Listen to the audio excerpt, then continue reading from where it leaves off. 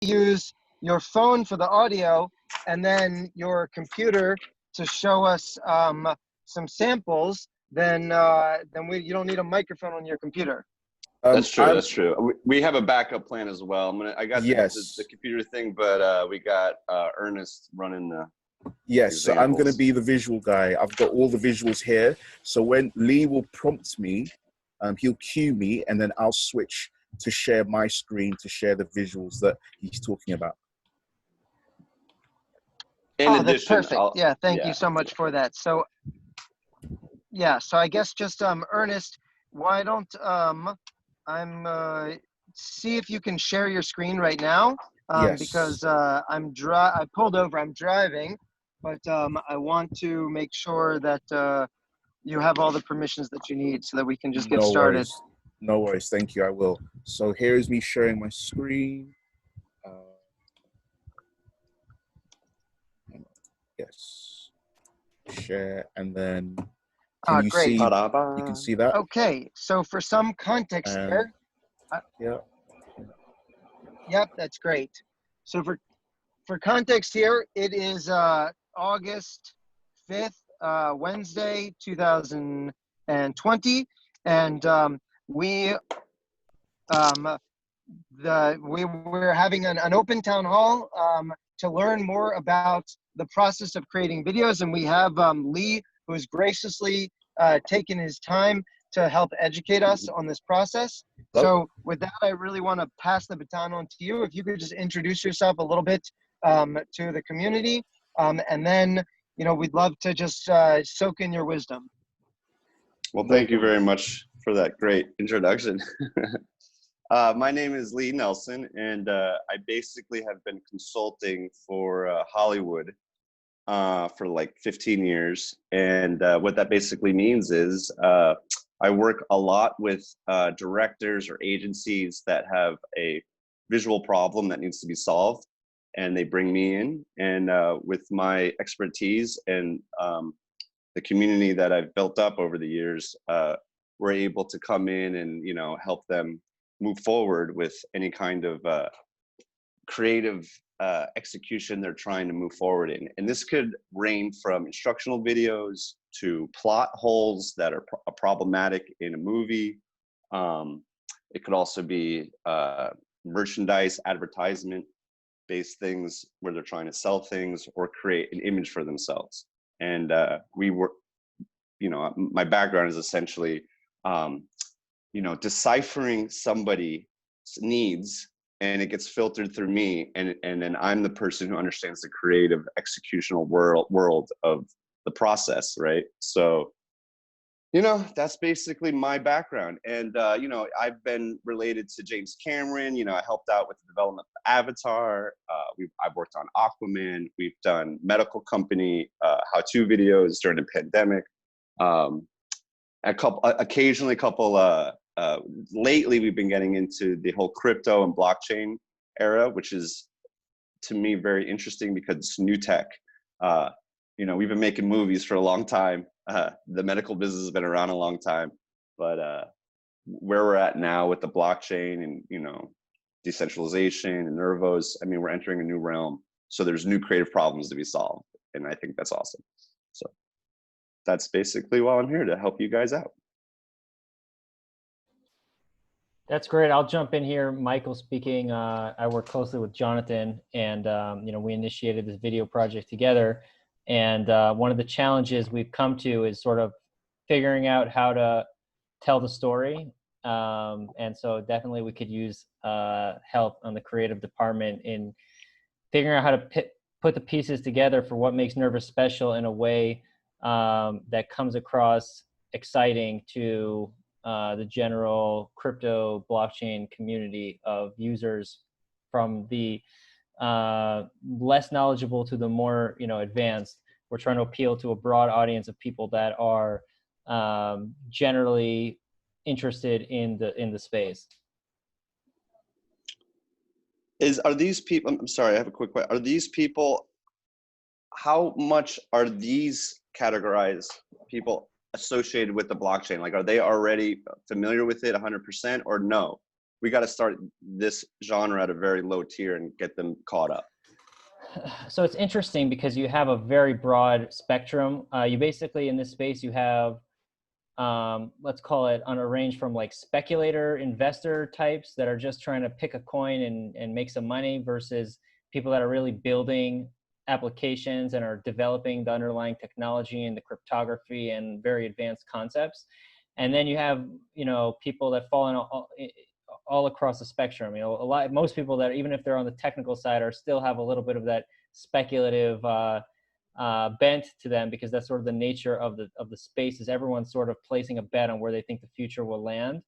And so because of that, you know, there's an opportunity to create a message where it can speak to everybody. If you know, everybody is looking for what's next, what's special, where is this technology going, how is it going to change the world, and everybody also is interested in, like, is there an investment opportunity there? And so those sort of two things, there's an interplay between them. And I think that there's an opportunity to craft a message which can capture elements of both, and appeal to a wide audience. Would you say, using percentages, you'd want to go 60% with more basic generic presence, and then 40% is like for the technical people?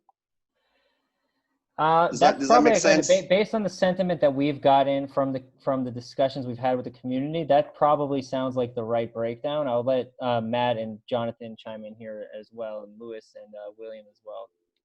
Yeah, I think like safely you could even go to 70 or 80% in terms of like broad visibility. I think the people who want to dig into the details, I mean, once something's interesting and kind of on their radar, they'll go and look for themselves.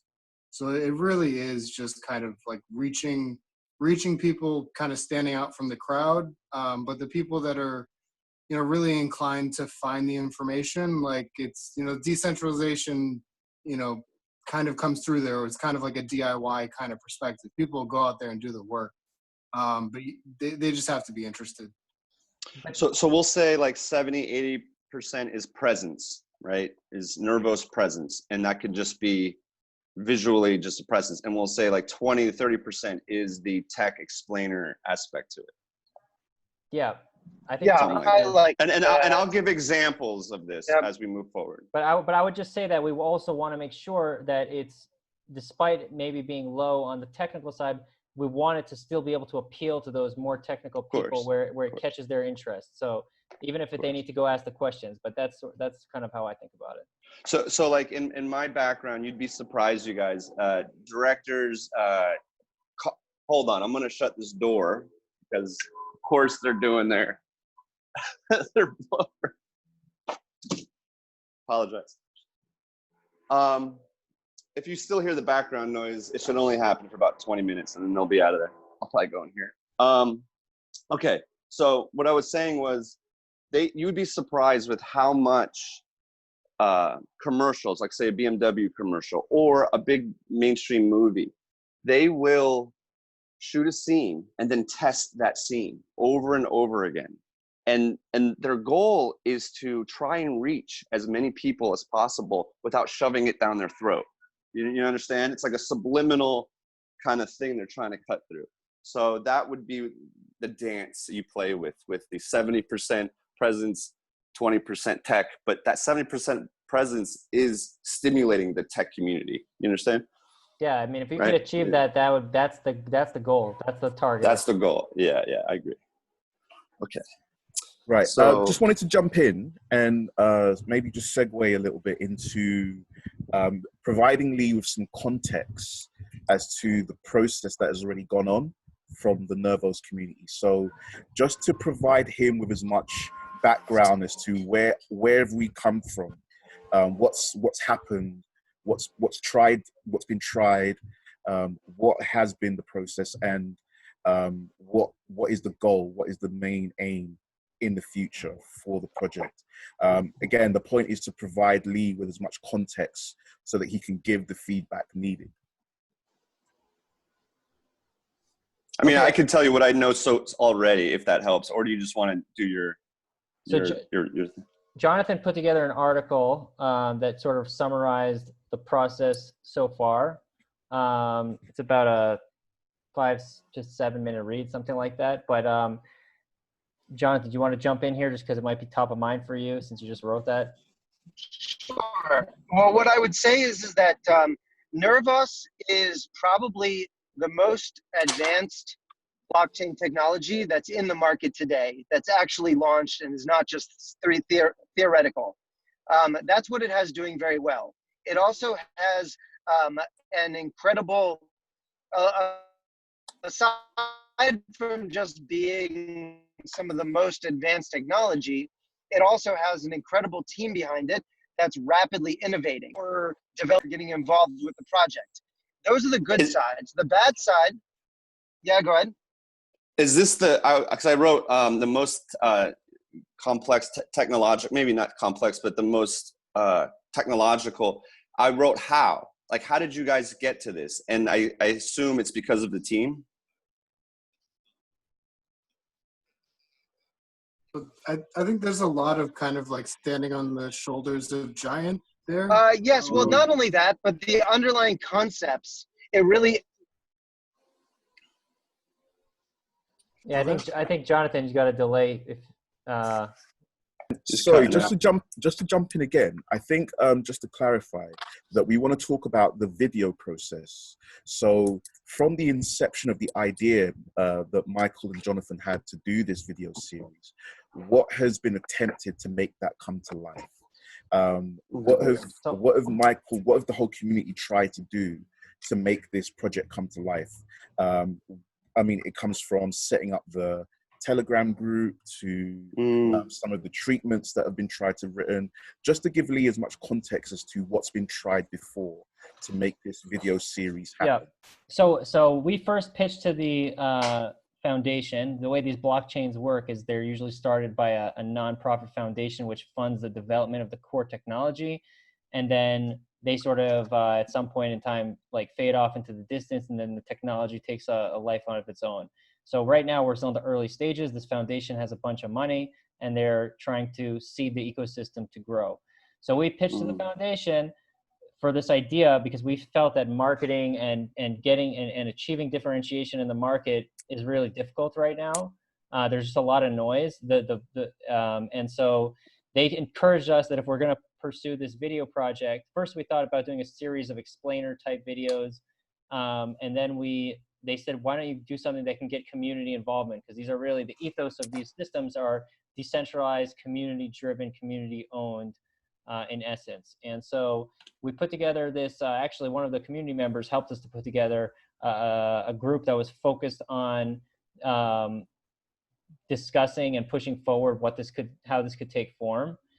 And a handful of active members started to take part. It's up to about 30 members now, from developers that have started the project to just people that are active and passionate about it. And we've been discussing, what type of video do we want? A series? Do we want an introductory video? Do we want a branding video? We had a few scripts that I tried to put together of different ideas because I felt somebody needed to spearhead just putting some ideas out there. So I put some example scripts about like what could the content look like, what aspects of the project do we want to focus? Do we want it to be around the new type of financial system that can this enable? Do we want it to be around the Asian presence because this is differentiated in China? We ran some polls around what aspects are people more excited about that they think should come through these videos. People suggested what types, some example videos that they thought were good. So we have one we could share that's from a project called Aragon that talks about like a decentralized future where people these systems replace a lot of the services that governments provide today, and bringing power back to the people. These kind of themes come through. It's kind of this interesting video where like the investors and different thought leaders that were involved in this project give their take about why this is important technology on a backdrop of like revolution and all this stuff, and you come away feeling like, I don't know what I just saw, but that was pretty damn cool. So people thought. Is it the fight for freedom? Yeah, exactly. Yeah. And so people thought that this would be a good direction. If we could come to something that had a similar effect, that would be a win. And then it's been, we've had discussion back and forth about what type of budget makes sense.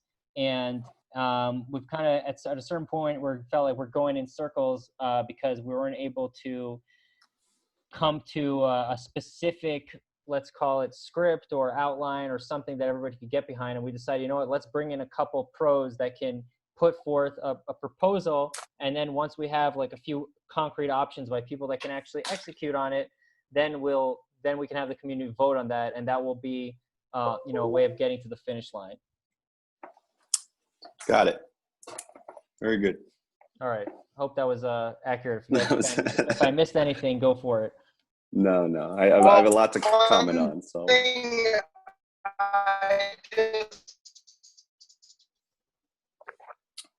Oh, poor Jonathan. I can't. He sounds like a dying robot. What I wanted to that's going to be the second half of the narrative of saying, okay, in a valley in the Middle East.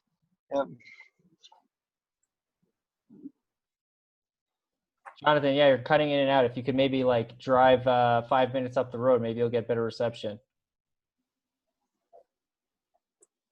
Oh my goodness, poor guy. Does anyone know what he was trying to say? I kind of got some of it, then it went away. No, I'm not sure. Matt, any other thoughts? Well, yeah, I don't know if I'm coming in. Yeah, just keep going, and I'll have better reception in a couple minutes, and I'll talk then. Poor guy. Yeah, I think Michael, the story you kind of walked through, I think you covered everything. I don't have anything to add there. Okay, good. So Lee, why don't you give us some feedback, what you're thinking? Yeah, absolutely. I just didn't know if Ernest wanted to interject, or you're good. Can I move forward, Ernest? Is he still there? Yes, yeah. Okay, Right, that's cool. absolutely fine, yeah. Okay, great. So, I checked out Aragon, The Fight for Freedom, and I've looked at a lot of these pieces, and I guess we can talk about process. You guys, that seems like a good place to start right now. And we could talk about process with the different kinds of mediums that are out there for videos like this.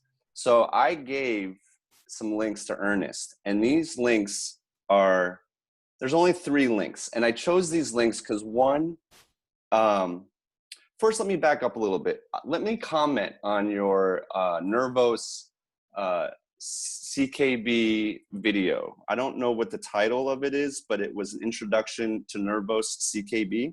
And it's basically a video of cities, of like a city, like circuit board being raised up, and there's a woman narrating, explaining the concept of Nervos. Are you guys familiar with this video? The 2-minute intro.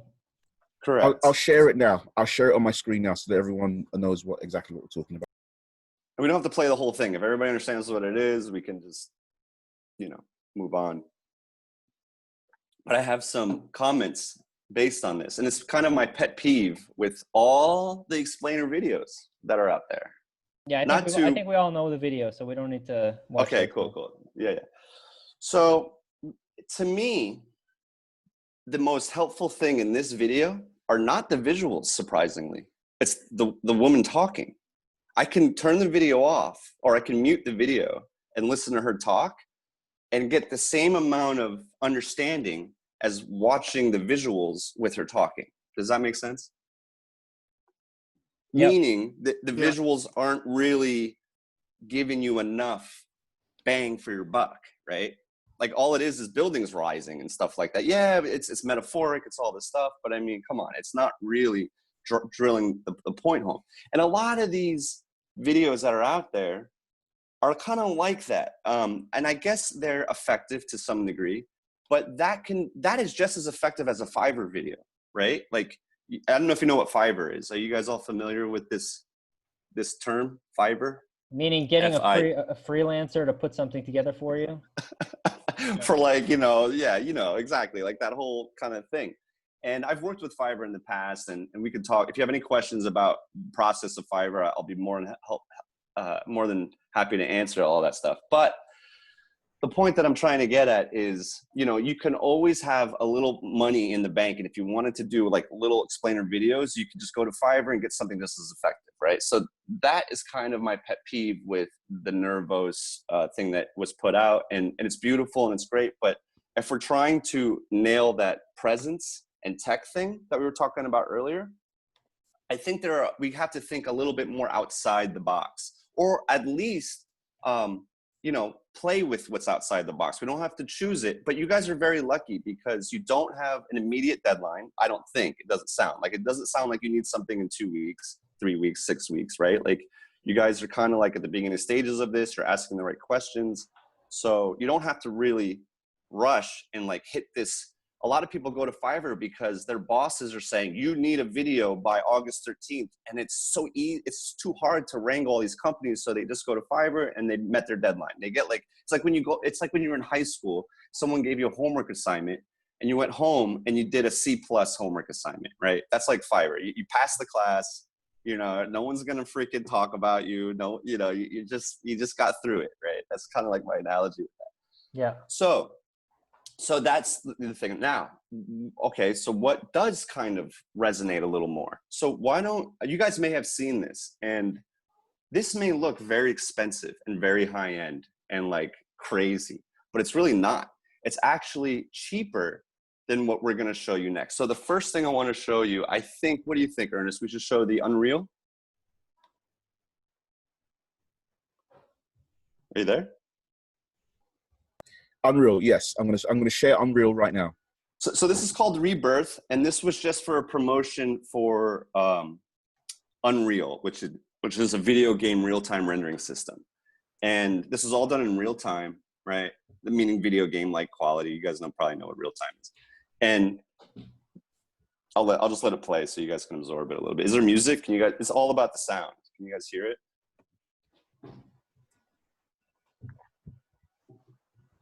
There's no sound coming through. The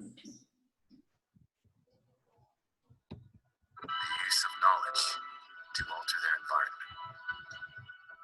These virtues defined our creators and drove them to the brink. It's not doing it justice. When you guys have time, I recommend you just look at this. And basically, the presence of this is monolithic, huge presence, alien world, new beginning. It's called Rebirth, right?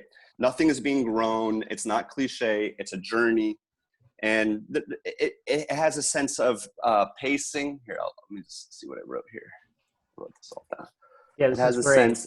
Just gives me a sense of.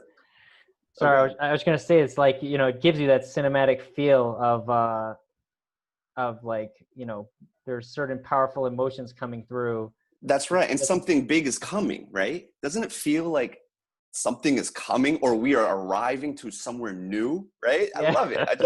I think it's like really impactful. And if you rewrote the words, right? So that, because it's all narration. It is a guy talking, you know, it reminds me of like these old like Jameson commercials or Guinness commercials they used to put out. Like it was just like visuals of horses running, but there'd be some old dude talking about his youth or something, right?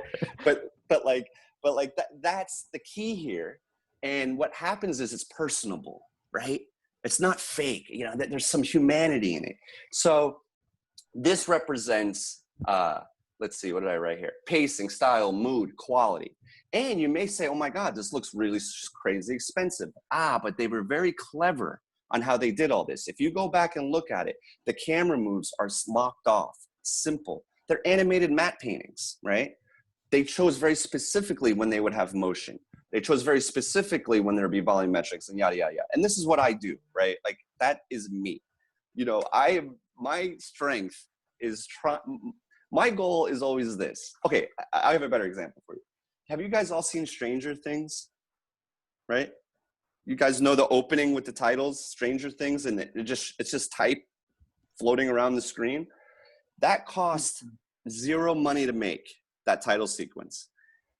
And it's one of the most effective title sequences out. I mean, if that's not winning, I don't know what is, you know? So that's the goal in almost everything. I really get off on when people find little tricks and they did it real cheaply, but it looks high end and it's effective. So goal number one, right? Okay, fine. Sorry, So, just to jump in there, was anyone able to hear the sound? Because I've got my headphones in. Was anyone able to hear the actual sound from the video? I heard you guys it, should all. yeah, I heard it for Sorry? a moment and then it went off. Okay, Yeah, so yeah, when so that must have been when I took my headphones out. You were able to hear the sound. That's correct. That's correct. Yeah, Okay, so coming through the mic and the laptop, so it really wasn't good quality. But we can all watch it after. I think it's probably the no Yeah. worries. I'll send out all these links and post them all up in the Telegram group as well. Okay, so now let's go to pros and cons with that. And I don't know if you guys will like that. To me, the pros to that is the 70-80% presence community, right? Oh my God, everyone's going to be like, what the hell? But the tech people, they didn't get any tech out of it, right? Like they don't understand what's going on. So that's where that version of what we saw would have to be rethought about, repositioned, you know, so it works for you. Now, maybe you want to do a video, because I've heard rumors you guys maybe want to do a couple videos, well, whatnot. A lot of people do one main opening video that's kind of establishing the presence, right? The tone, the feel, who you guys are. It's kind of like primary. Apple. That's the primary goal. If we have other future things, that will all be, you know, subject to this being successful. Correct. And they can fall underneath this tier. So like whatever we decide is successful about this, let's say you chose greens, a little bit of oranges and blues and teals, right? Like that's all going to be created in this one exploration of this presence video. And then that's going to be for years what you follow, right? Like, you know, you're going to choose whether you want hints of green. You're going to choose whether you want to be monolithic. You're going to, you know, and this is something that you should, you know, your explainer videos should follow. So it's all in the same tier, the same world. You know, Apple back in the day never showed their product. It was crazy. You know, I am Apple, you are Mac. You know, when Steve Jobs was alive, he didn't want to show that. They just showed human beings and they sold so much. So, you know, there's something very effective about that to some degree, right? Then if you want to know about the specs, how the Apple works, they have a different tier in their marketing Apple for those users to go into, right? So that's kind of like what I was thinking. So now let's go to something a little more traditional, and that would be, Ernest, if you want to bring up Tom Clancy, or let's do the Tom Clancy one. Or we could do Stuxnet. I don't know. It seems like everyone has seen Stuxnet, right? I'll do Tom Clancy, and then we'll do Stuxnet as well. Okay, and you can just go through it. Maybe you guys have seen this before. But what this is, what I'm about to show you, is Fiverr on steroids. Like, you cannot get any more high tier than what I'm about to show you. And you'll see why. I think it'll immediately showcase itself. And this, the money, here, I'll let it play a little bit. This was for a video game, and they had to open the video game up and explain to the game people what's about to happen, the backstory, what's going on, right? They had a lot of information. It's a complex game with complex politics. And, you know, if you're a video game person, you have to be visually stimulated 100% of the time, even if they're explaining to you the most basic things. So that was the visual goal with this piece. This piece, the problem was this. We need to have a 2-minute opening video to game people who have zero attention span, and they have to think it's cool, right? Not only that, this was so popular, it won awards, it was on the cover of magazines, the way they explain complex with cities, you know, they did a lot of very original, interesting things, but this costs fucking money. And if you look, we'll talk about process after all this, because I know this, we were jumping around a lot, but there is not one cut in this whole thing. Everything, every transition has been thought about. You see how it goes from one to the other. This costs money when people want seamless transitions, right? Gags, if you will, right? We call them in the biz, you know, but it's so fucking cool, man. So, but this is super high tier, right? Super, super high tier. You get the idea, all the work involved going on, but man, it's freaking cool. So if we jump to Stuxnet, Stuxnet is a tier below this, meaning financially and complexity. So Ernest, if you just want to jump to Stuxnet, and this was done by a friend of mine named Patrick Clare. He would have been perfect for you guys, but he's won 17 Emmys since then, and now he's a millionaire, and he only takes calls through his assistants. So but this is something that he did for Stuxnet, and this is a lower tier. And if you look, it's more graphic design motion, and the 3D that is in it is like bought 3D, turbo squid models, we call it, $5 a model. You don't have to hire a modeler to model the cars and the planes. This is kind of like you buy.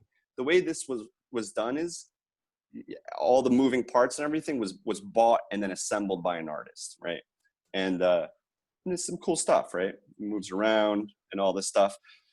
So this would be another way you guys could theoretically approach the visuals or the presence of the piece. But believe it or not, this costs just as much as that beautiful rendered fucking thing you saw before.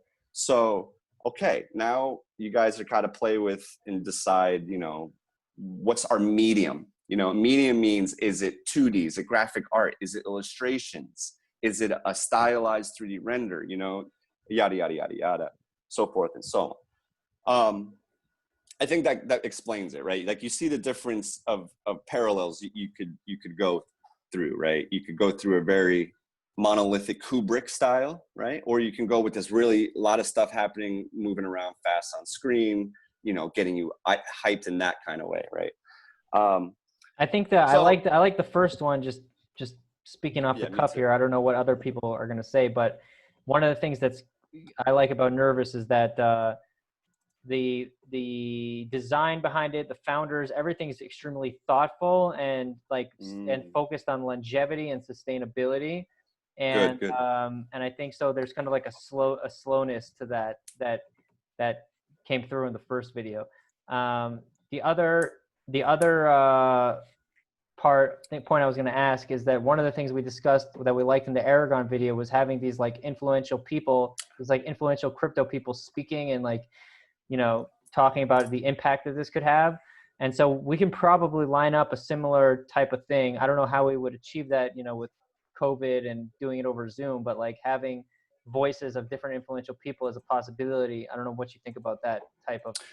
So, oh my God, I get goosebumps when I hear this. So I always wanted to do, okay, have you guys ever seen, you guys have seen Interstellar. Now, you guys probably won't remember this, but the opening of Interstellar is what they did was Christopher Nolan found from the 80s a PBS special of old people talking about the Dust Bowl of the 1960s, okay?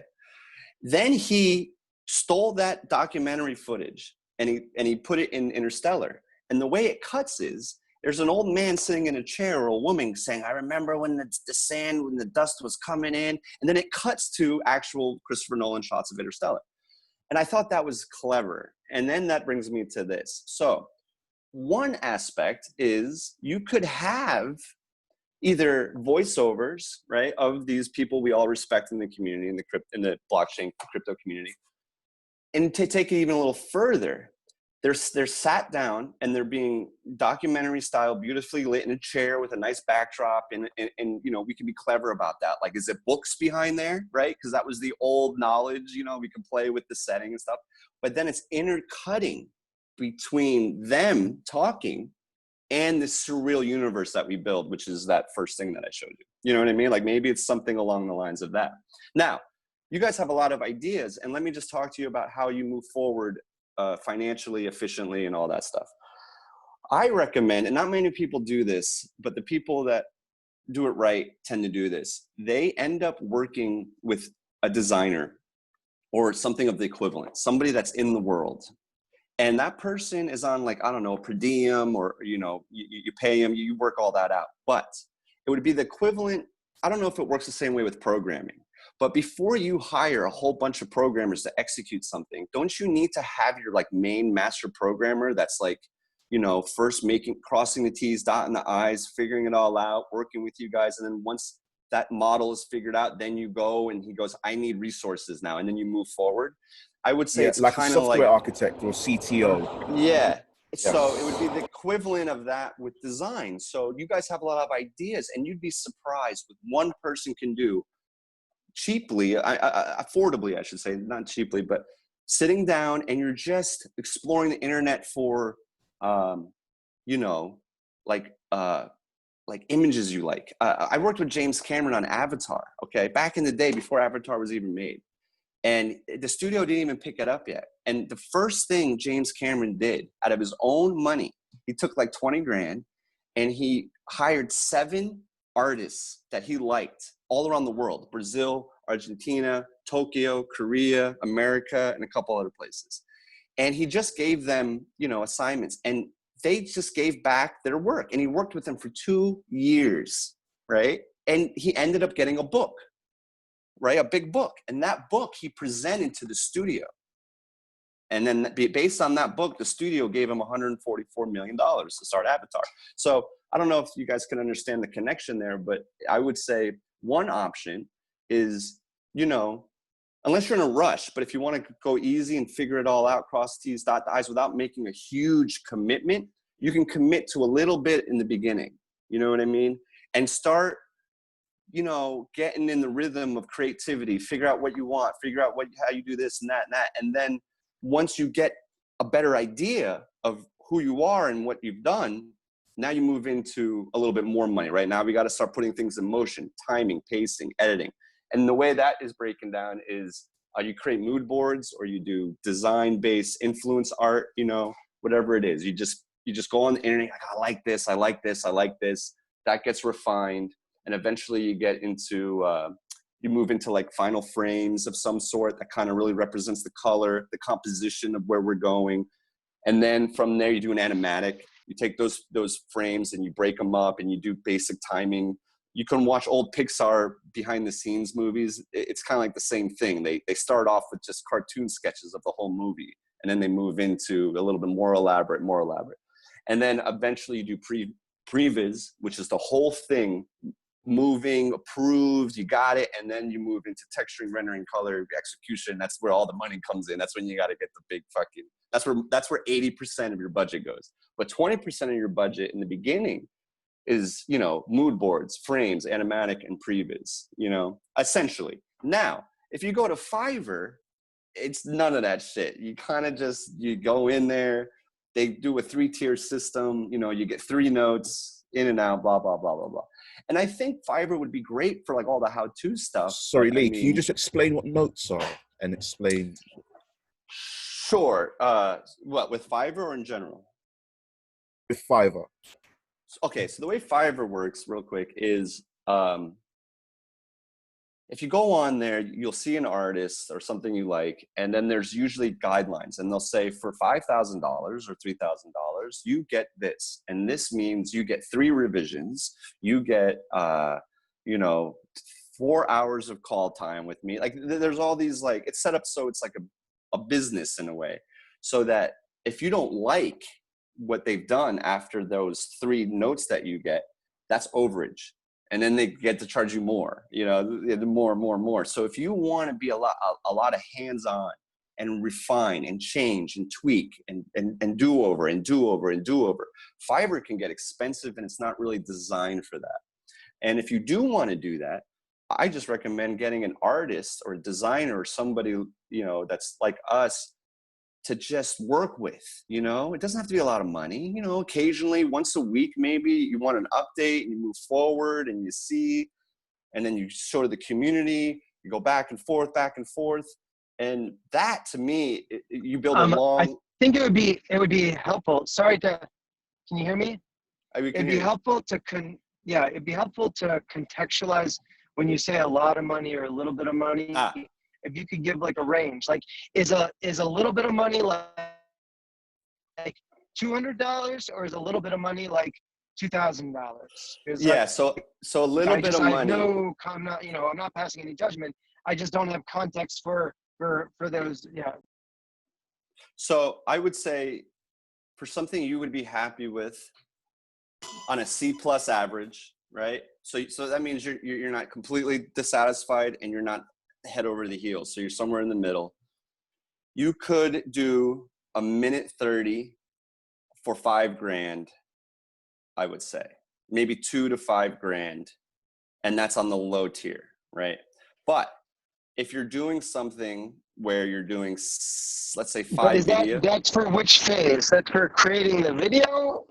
Well, you would have to, like, those. Okay, I'll break it down for you even better. So I should do a bid. I should do a fake bid for you guys so you can actually see how it works, which maybe I'll talk to Ernest after this call and just send it to you. You know what I mean? Just so you guys have some context. Yeah. But and also, Lee, if you could do, like, I think we're talking about, let's say, consultation with the community, and then also the process as we talk about it as well.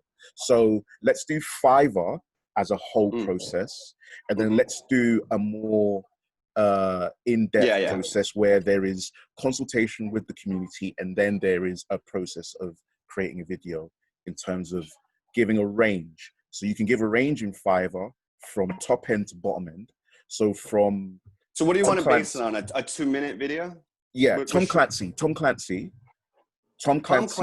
Okay, so the Tom Clancy thing, that's $200,000. Okay, they probably paid $100 on Fiverr for it. On Fiverr. No. Tom Clancy went. So when you guys talk about, you're going to go to LA studios, right? And you're going to talk to these cool people, and you're going to do all this stuff. The Tom Clancy thing. Okay, I remember when that came through. Everybody wanted to work on it. Everybody wanted to win that job because it was cool. It was coming out on one of the biggest video games that is out all year, blah, blah, blah, blah.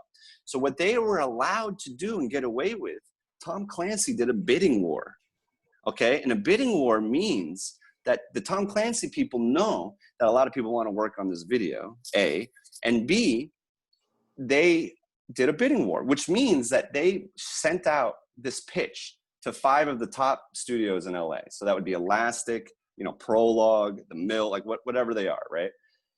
And for 3 weeks, they all, for free, create boards. They create pitches. And what that is the Tom Clancy people come to the studio and they give them a brief.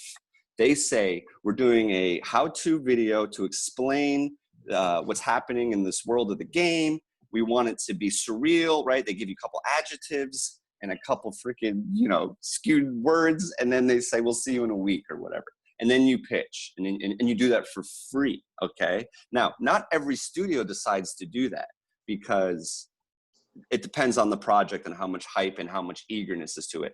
Also, if an artist is really ambitious about the project he's working on, right? He'll work harder, right? So an artist who's working on Tom Clancy versus the toilet paper commercial, he's going to do a better job with the Tom Clancy thing than toilet paper because he doesn't care about toilet paper. So the Tom Clancy thing comes in and they go, we only got like $100,000 to do this. And what they do is they give it all, they give them a $200,000 job for $120,000. Okay. So that's the Tom Clancy thing. So that went from, they pitched, they do a bidding war. They do the pitching, right? They show their boards. Then the Tom Clancy people will narrow it down from 6 companies down to 2 companies. Then there'll be only 2 companies competing for each other, and they'll have them do another round of pitches.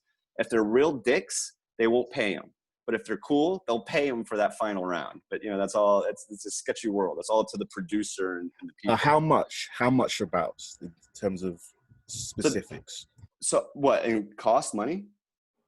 Yes. You mean the pitching? The pitching is like, I think a pitch for a week is $2,000 to $1,500 for a huge job. It's not a lot. It's just like enough to break even on your artist costs. Because the way the artists work is you pay an artist $500 a day, but an LA studio is charging you guys $1,500 a day because they have to pay for the fountain, the valet, the coffee guy, the rent, right? So they upcharge everything. That's the problem with going to LA studios. You're paying an artist a $500 a day an artist, but you're paying $1,500. But what you get in return is your bosses won't get mad at you if they fuck up the job because you went through a legitimate company, right? Like that's why a lot of the Hollywood companies don't go to these little freelance kids, because if that little freelance kid fucks up the job, the studio guy will get fired by his boss. He'll be like, wait a minute, you went to an unknown kid rather than a reputable design company, yada, yada, yada, right? So there's all these kind of issues involved. But I would say a pitch fee would be like $1,500 for that. But this is not the right model for you guys. You guys aren't pitching, you don't have a deadline, you don't have, like, you're not in the same ballpark. And I think you could lower these prices dramatically if you don't need somebody full time 5 days a week, right? Like that's what the Tom Clancy, you're paying 3 people full time to just freaking execute this stuff. But if you're dealing with a more casual thing, it's kind of like the where cost comes into play. So how much would it cost for you to want to, what? But what's the question? You want to know how much it would cost from Fiverr? For Fiverr. Okay, let's say yeah. Fiverr did Tom Clancy. Is that like yes. what you want to say? Yes, or even Stuxnet, like something that would be half decent from Fiverr without the studio like element. Right, and all that yeah. stuff. I mean, I have, like I said, I would say 2 minutes would be $5,000. So think about that, $5,000. Now it could be $2,500, but I think with your notes and your revisions, it will get up to $5,000 to $8,000 for two minutes. And what happens is you don't really have, you have something generic, there you go. I guess that's what it is, and which is fine. But that's what I think it would cost for Fiverr. And that's not knowing the red tape in Fiverr. Maybe it gets more, or maybe the single artist will cut you a deal, say, hey, I'll give you 4 more revisions for just $500 or something. Everything is different, but it's in that ballpark. Now, what about the one that we all like, right? That one of the spaceship flying, Unreal, right? Rebirth, that is cheaper, in my opinion, than Tom Clancy by like a lot, by like 30%, right? You don't have a lot of different motion graphic things coming on. You have these beautiful sets, right? And depending on how efficient you are with your artists, depending on how efficient you are with talent and your matte painter, like I've worked with matte painters that you tell them, hey, I need a blue ocean. And they give you back a fucking blue ocean, but it's not pretty. Then you have to spend 3 days working with the matte painter to make it pretty. Then you get a matte painter, you say, I need a blue ocean. With the same amount of time and money, he gives you back something amazing because he's actually a talented artist that contributes. There's a difference there, right? So, okay, so I would say that one would be between 50 and 60 grand. And I think you could do it as cheap as 30 if you didn't waste, if you were real efficient. I honestly believe you could do something like Unreal between 30 and 40 grand if you were super efficient. But think about what all that has to happen. You have to hire somebody for music, right? A lot of that is the tone and the feel and the mood, right? Music is usually 10 to 15% of the overall budget. We know people that do incredible music, and maybe there's a much cheaper solution. So that's music. Then you need writing. If you hire a writer, I can't write. That's one thing I can't do. And writing is very important. And it seems like you guys are good at writing, right?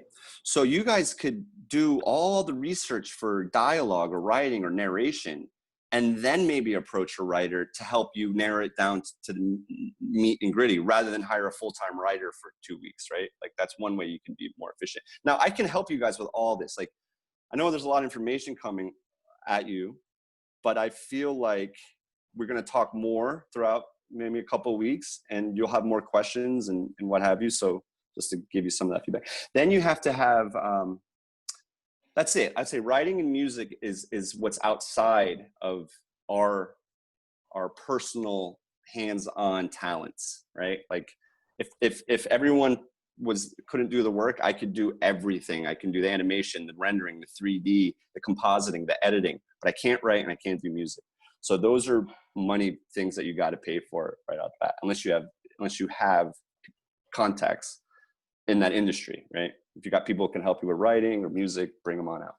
So just to summarize, if we were to have you lead this type of project, you're saying we could come out potentially, if we're able to save money and do it in the Unreal fashion, with executing something like this, potentially in the 30 to 40 range, plus needing to pay for those additional services you just said. Correct, 100% correct. And that could be, you know, I've come across situations where a director or the client will say, right? You guys are the client. You'll say, I want like a dragon to fly in the background. You're like, what? You want a dragon? Like, do you have more money? And be like, no, we don't have any more money. So like, you know, there's a threshold between client management, right, and financial. So who knows? Like, my only concern for you guys is you take some of the creative first steps back to the community, right? And the community loves it, or they hate it. But let's just say they love it, and they start getting more fantastic ideas. I can tell you this, more fantastic ideas cost more money. So you guys need a sense of control. You know what I mean? You got, you're going to want the world, but you're going to want $30,000, $40,000 project. And it's this, right? So there's just that anomaly, I would say.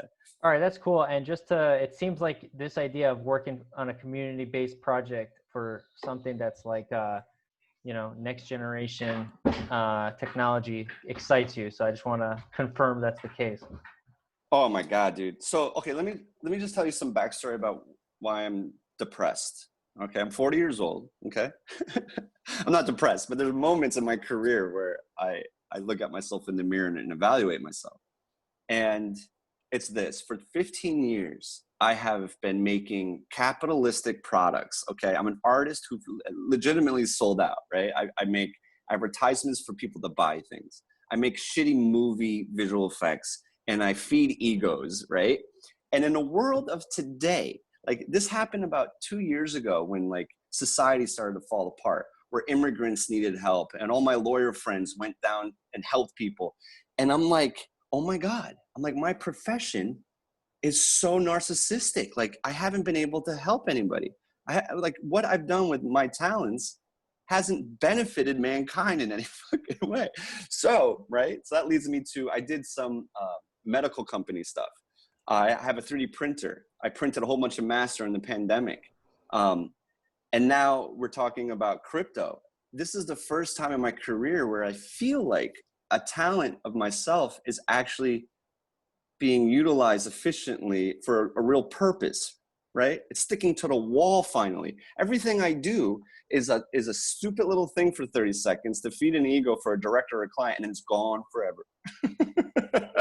And I'm like, God, Lee, I just want to help Lee, people, why don't you give some of your perspective on blockchain, based on like how me and Simon, we've introduced, and like you've also been introduced to blockchain yourself, your own background, and also we, us three, have all been kind of growing in this since 2017.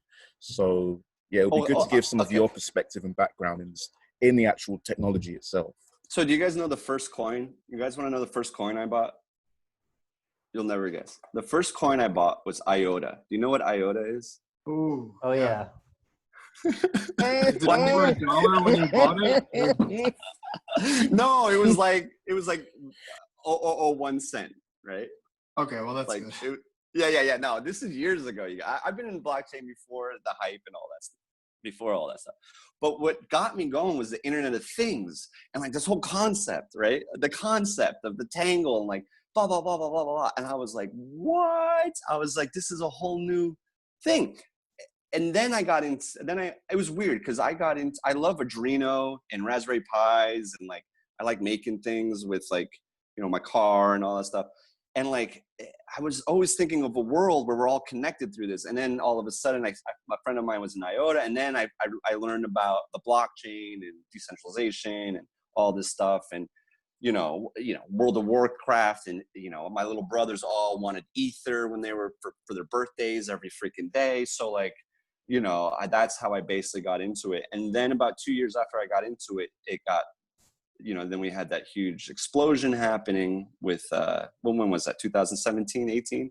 Yeah, you remember. Something like that. Yeah, you remember. and then shit just got crazy, bro. Yeah. And yeah. I got depressed a little bit because I knew what was happening. I understand humans, I think, pretty well. We're very predictable, dumb animals, and I saw what was happening on the masses. But I knew, that this would all lead to something better. And I think finally now we're reaching a point where we've outgrown our immaturity, right, with the blockchain, right? And I think people Don't that speak are too soon. I know. I'm hoping though. There's still all that DeFi stuff going on. Would you like to learn about yield farming? No, fucking yeah. Yield farming. I like that. Dude, that's the stuff I was telling you about, man, with the whole DeFi thing. So yes. Yeah. So I think we're getting up to an hour here, but I think we definitely have what to continue the conversation about. And I think it's been a great call. I think we got some great background on you, Lee, and your vision for how this could possibly work.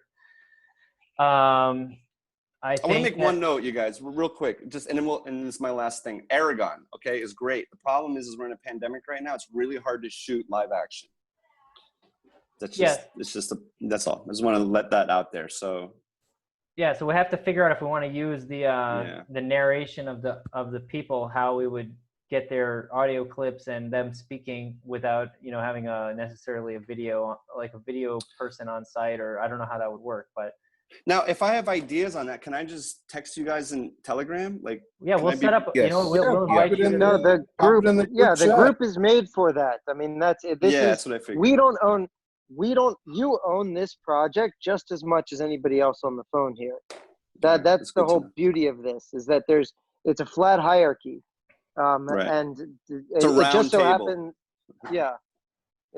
it's we're all just licking the dirt. And I just want to maybe give my 2 cents, which is that basically what this video is trying to achieve is that Ethereum came to the market with this thing called smart contract platform, which is essentially taking the idea of Bitcoin, which is like an internet money, basically store of value, digital gold type of thing, and then making that much more programmable, and also letting you not only deal with Bitcoin, but issue your own assets that could represent anything, and then programming the movement of those things. So if this asset I decide represents, whatever, a mortgage or something, or like a deed on a house or whatever, or a digital sword for a video game, whatever it is, you can create all these new systems that programmatically move all these things around. And so what we're seeing, Ernest mentioned, this DeFi thing, this is the initial start of like the replacement of banks, basically, with software that do financial services for you, and the profits that those softwares make in doing these banking services can be owned by anyone in the world that gets involved in these systems. And that will enable all new businesses to flourish and basically be accessible by anyone in the world that has an internet connection. And so it's basically a replacement for the financial system, which we're seeing, cracks in the system globally.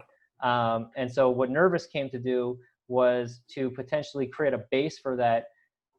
Technologically, the argument that Nervos makes is that Bitcoin and Ethereum have potentially problematic aspects in their architecture, which will challenge their longevity. And Nervos came to say, we fixed some of these critical issues potentially. We're not at a point in the life cycle of these things where we've seen them play out yet. But let's say if we build a whole financial system and then 5-10 years from now, we all of a sudden see that there was a major problem at the foundation, we don't want to get to that point. So it's kind of this weird thing where Nervos is like, first of all, it's relevant right now. Like, you can build on it, you can do stuff, but all of the network effects and all the activity is already starting to get a critical mass in Ethereum. So to get somebody to come over because you have a problem that's in the future, we need to overcome that, and we need to come up with a narrative that is intriguing for the now, given that a lot of the value proposition is long-term oriented, and so this is one of the challenges that we're facing right now, for my opinion. So Lee, this is the story, I guess. Like, Lee, it's the Internet of Finance stuff that we were talking about. Where they use that moniker, the Internet of Finance. Yeah, I get it. No, I totally understand it. But I'm just saying, like, what you just said, not you, Ernest, but is exactly visually, we want to express in a mood or in some symbolic way. I think that's the goal, correct? Like that's you want to watch for 2 minutes. Well, that's my 2 cents. Other people in the community might have other takes on it. But that's fine. That's fine. Like you guys have other takes, but the takes parts are different, right? Everybody's take, but you can all agree about probably the first 30% of what you said in the beginning is across the line, right? Like the fact that, the way Ethereum works, the problems with Ethereum, where it's going to hit, its thing. And then, look at who comes to the savior. Look at who's thinking about the future and beyond, right? Like, I don't know. Well, I just wanted to throw that out there as a topic to delve into, maybe in another call as we continue down the road. Yeah, absolutely. It's great, you guys. I'm geeking out already. I got work to do today. I gotta have to go for a run or something. All right, so I think this has been great. I think this was a great introduction. It was great to meet you and see your enthusiasm about this creative process, and also how this can really be a meaningful project. So I think what we do, this is gonna work. I recorded this, and we'll share it with the group. And watch that video, with the good sound, and I'll post. I'll try to do something by the end of the week and give you guys a fake bid. That's just a schematic of genericism. I don't know, right? Is that okay? Will that help you? Absolutely. Yeah, I think that'd be And I'll post the videos up in the Telegram group, so that everyone can see them. And then I'll liaise back with you, Lee, and then we'll work on the other stuff that needs to get done, because we need to double back with the rest of the guys as well. Okay, so just to let you guys, I'm going to spend 50% of my time kind of as an artist and thinking about this in an artistic way, and then 50% of my time just trying to help you guys, give you the arsenal you need so that you can understand what the process is, and so you have some intelligence going back to your community or your foundation. Excellent. Cool. Thank you. Yeah. This was very helpful. I definitely learned a lot. I appreciate it. Welcome to the community. Thank you. I think that you really showed that you have what it takes, what we're looking for. So I look forward to seeing you in the Telegram chat, and and continuing the conversation. Thank you very much, you guys. It's been a pleasure, and I thank you for having me a part of this. It's thank you. Good stuff. Thank you, guys. All right, thanks everybody. Have a great week, everyone. Bye. Take care. Bye.